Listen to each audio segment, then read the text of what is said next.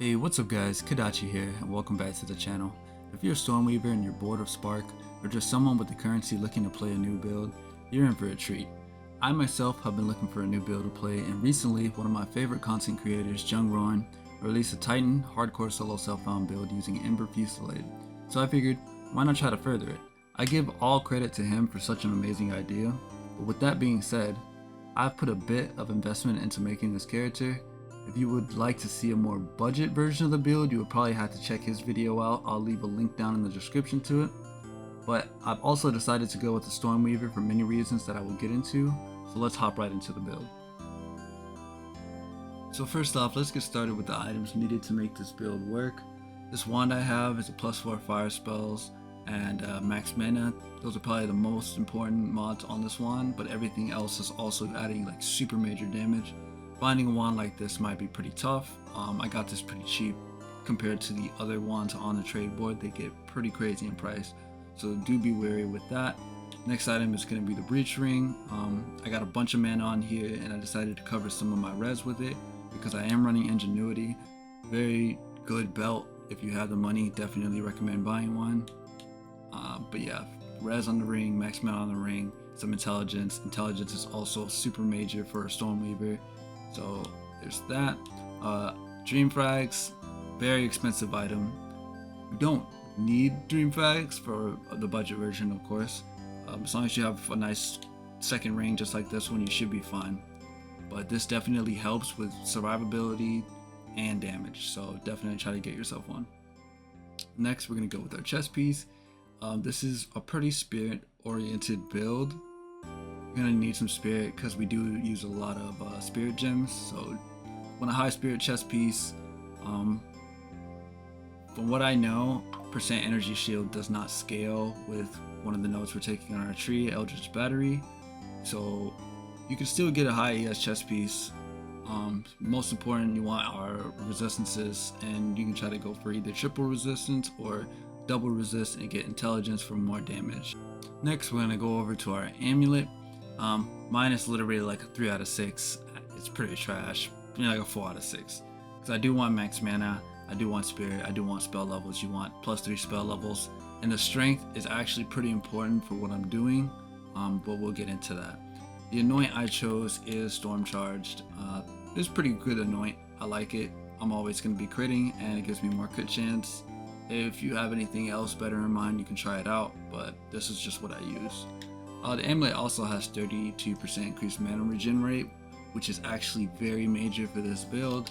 It ties in with dream fragments. I believe when I'm taking multiple hits, the mana regen in some cases can outweigh however many hits I'm taking. So definitely want to try to get a lot of mana regen in the build as much as possible. It's not necessary, but it helps a lot. Next, we're going to go over to our helmet. The Solus Ips. It's the bread and butter of the build. It's basically making it work. I'll get into that in a bit as well, but you want to try to get a high max mana roll on it. And I decided to get 30 spirit because that just helps quality of life wise with what I'm trying to put together.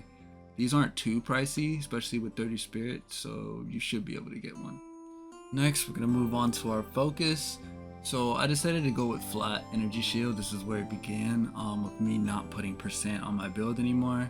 So flat ES, spell damage, max mana, crit chance, cast speed. And you can put a resistance here if you need to fill in, but you can also go for like another damage modifier if you ever so choose. After that, we're gonna go to our boots. Once again, no percent ES, flat mana, flat ES, movement speed. I decided to get double res on here, and the 35% reduced attribute requirements, I believe, well, let me see. So in my eyes, it tied in with this helmet. I don't believe it does. Maybe it does, maybe it doesn't. I don't think it does, because if it did, I would be able to put on my gloves. So with that being said, we're gonna move on to the gloves. You want the Malagaro's gloves. This is major damage for the build. You're getting 300% crit damage bonus for free basically, and it gives you crit chance with dex to fill in to wear said helmet. So I decided to pick up a Melting Maelstrom Mana Flask. This is literally like godsend lifesaver. I honestly haven't even seen the build without it. If you can get one, I definitely recommend. If not, stick to the budget version, of course.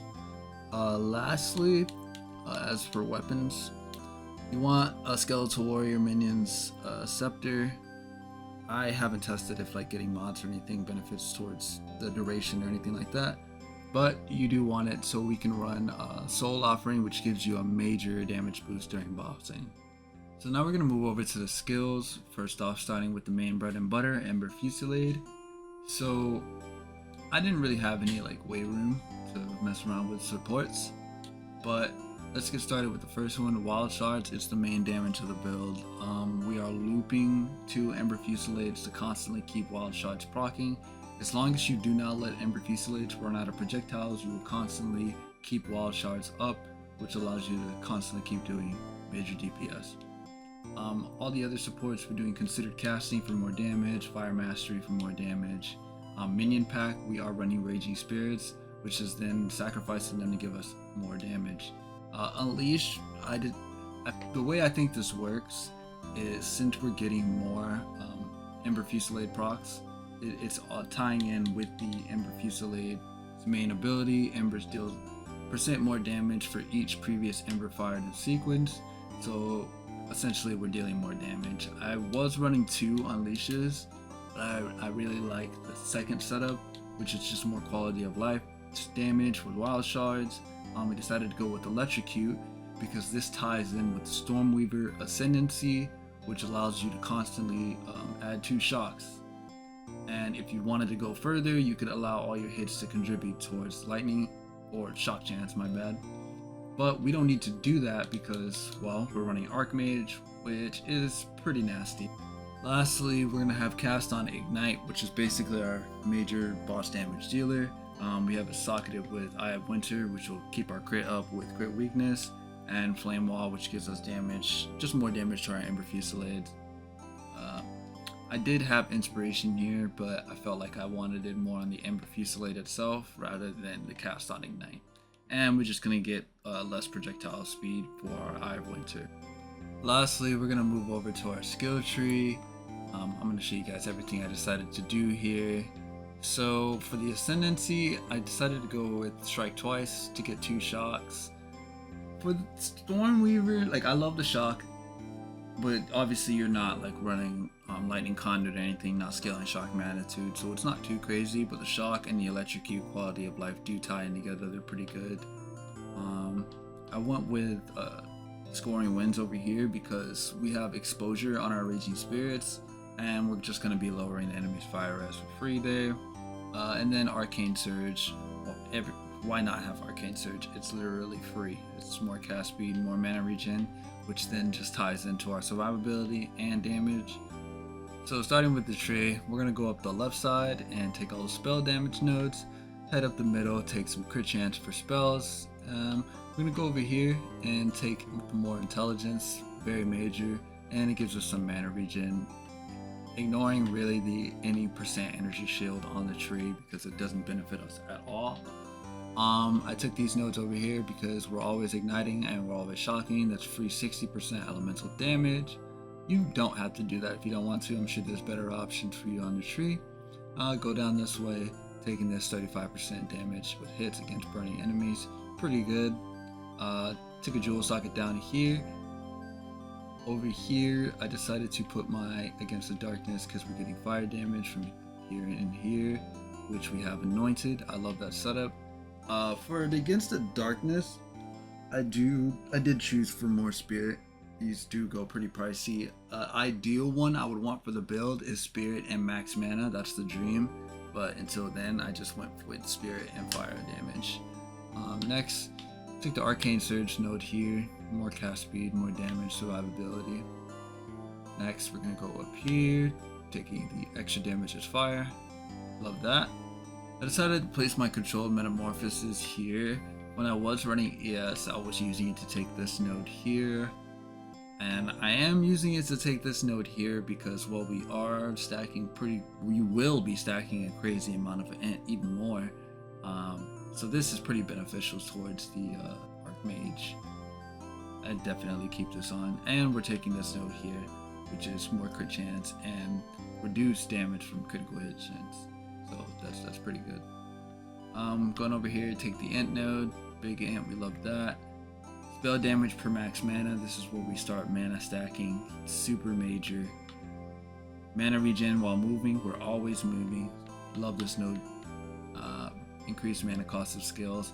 I'll probably keep this one. I love the increased mana, so it's however you like it, to be honest, because I'm pretty sure if we were to take this off, we would have a little less survivability.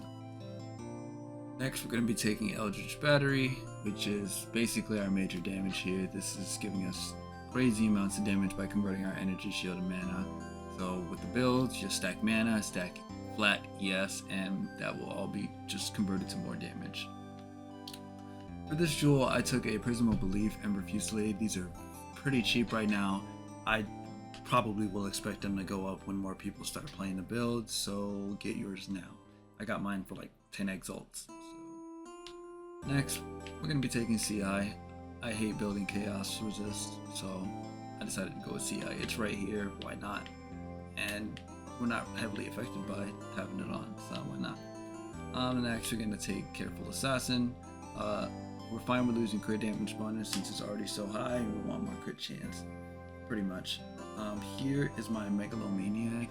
I took Near at Hand, which is giving us more skill effect duration. I mean, less skill effect duration, sorry.